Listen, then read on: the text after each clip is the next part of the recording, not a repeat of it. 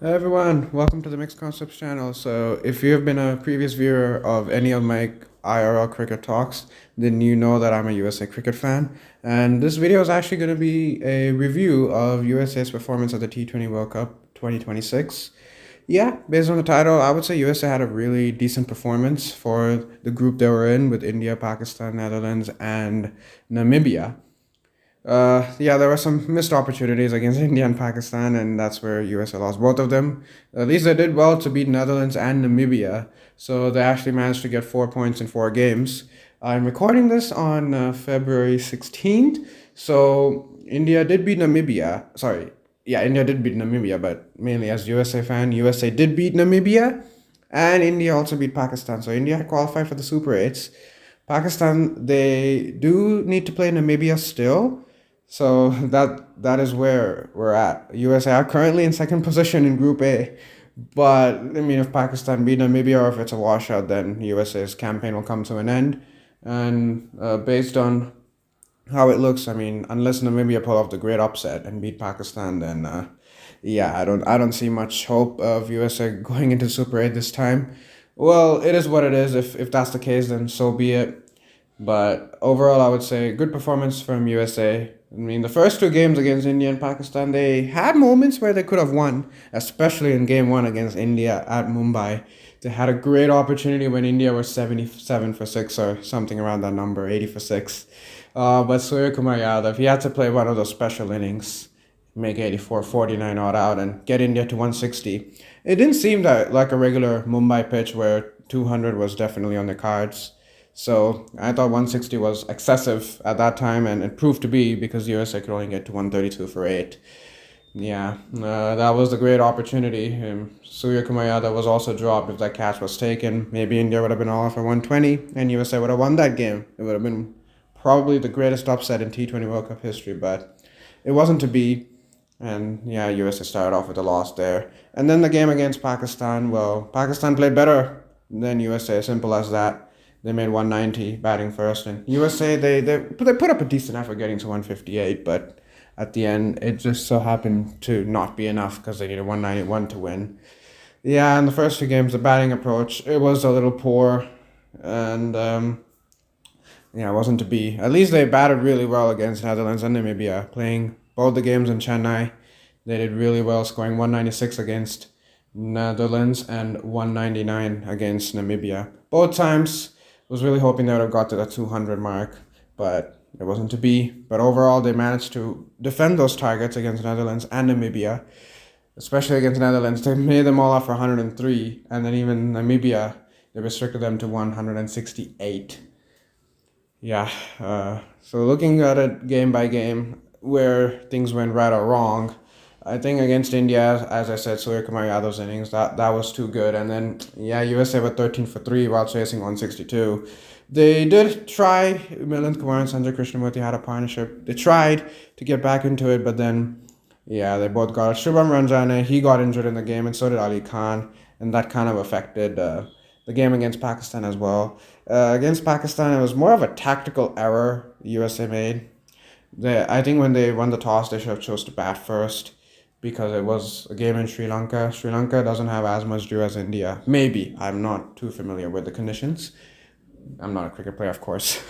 But yeah, I think USA should have batted first because in the game between Pakistan and Netherlands were batting first. They made only 148, I think, and they pushed Pakistan right till the end, and they needed a drop catch to win the game. Yeah, Max O'Dowdy dropped a catch of Fahim Ashraf, who ended up scoring all those runs at the end.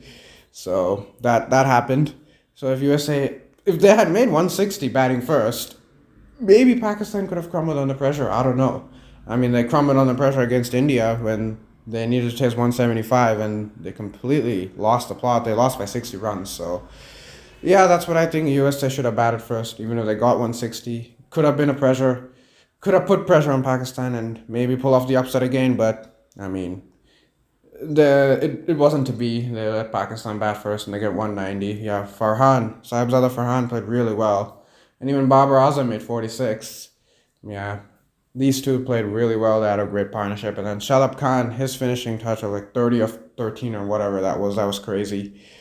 Yeah, good from them. And I think USA also made another mistake, right? When Ali Khan was injured and unfit for the game against Pakistan, I understand that Ehsan Adil, they brought him in because Jesse Singh was injured and he was ruled out of the tournament. But I genuinely think that was the mistake. If Ali Khan was unfit, they should have played Nosh Kenjage, that extra spinner. Because it's in the Sri Lanka pitch in Colombo where it's a bit more spinner friendly. So I think that's where they made a mistake as well. Yeah, those were the two games where USA lost. And then against Netherlands, I mean, it was almost a perfect game. Made 196, batted really well, and then made Netherlands all for 103, and finally beat Netherlands in a game of cricket. Yeah, USA could not beat Netherlands in a game of cricket for quite some time. And if you happen to see the meme which I posted of the celebration, because that's how it really felt, both men and women could not beat Netherlands in cricket. And finally, they did it for once in T20 World Cup, which is great. Yeah, but that was pretty much the perfect game. And then against Namibia as well, they made 199. Sanjay Krishnamurthy played really well. And so did Saiteja Mokamala against Netherlands. So that was pretty good to see.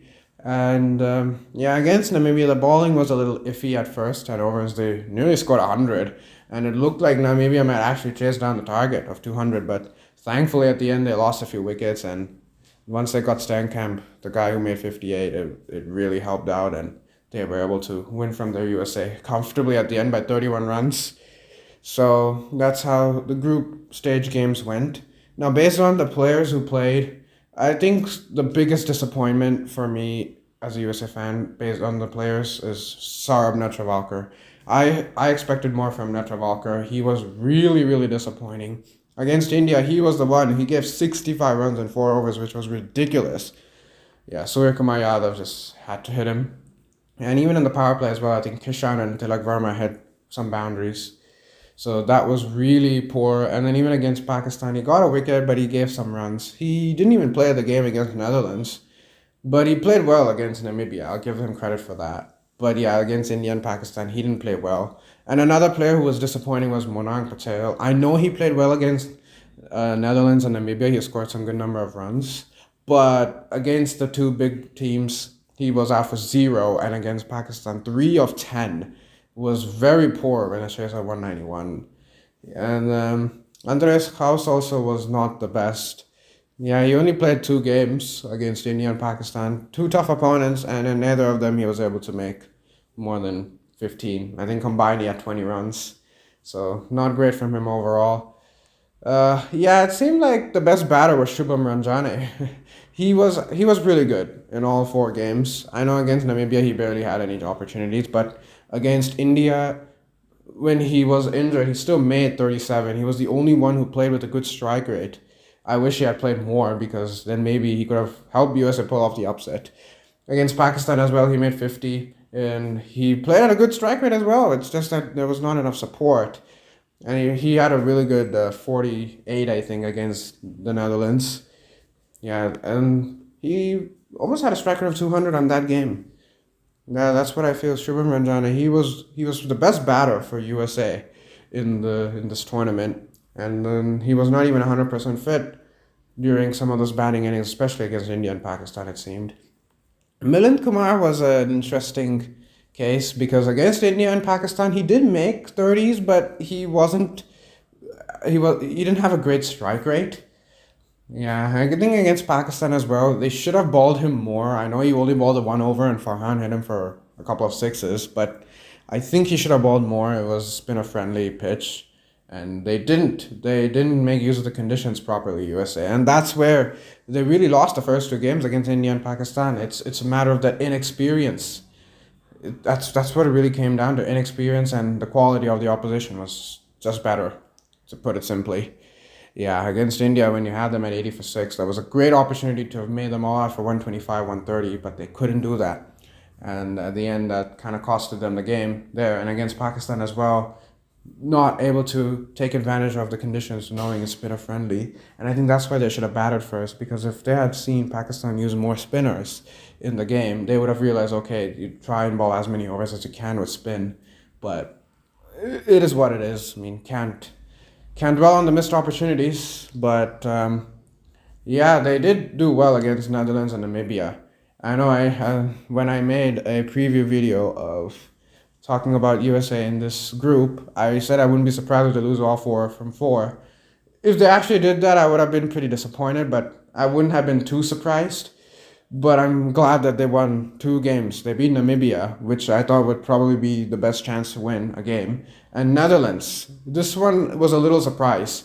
I know it may not sound like it, but USA beating Netherlands is actually an upset in this T20 World Cup because Netherlands are ranked higher than USA in the T20I rankings. So that's where USA did well. Of course, if they had beat India and Pakistan, or Pakistan, either one of them, it would have been an even bigger upset than the one victory against the Netherlands. But it didn't happen. But I'm really satisfied with the team's performance, if you ask me. I know that they beat Pakistan in 2024 and they couldn't do it in 2026. But against both teams, they showed decent fight, and it wasn't like a complete one-sided loss. Yeah, when you look at the margins, a 29-run defeat and a 32-run defeat, they do sound like one-sided losses, but there were points in the game where USA could have really won both of them. But unfortunately, it's just a lack of experience playing against these full member nations, and sometimes the quality of the opponent was just too good. And that's where USA kind of lacked there.